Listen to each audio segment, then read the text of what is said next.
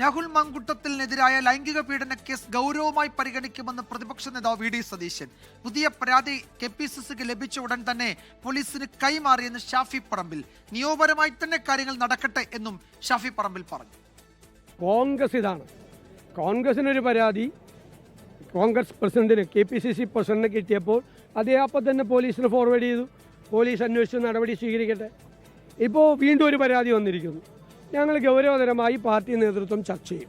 ഉറപ്പായി ഒറ്റയ്ക്ക് എനിക്കോ പ്രസിഡന്റിനോ എടുക്കാൻ പറ്റില്ലല്ലോ.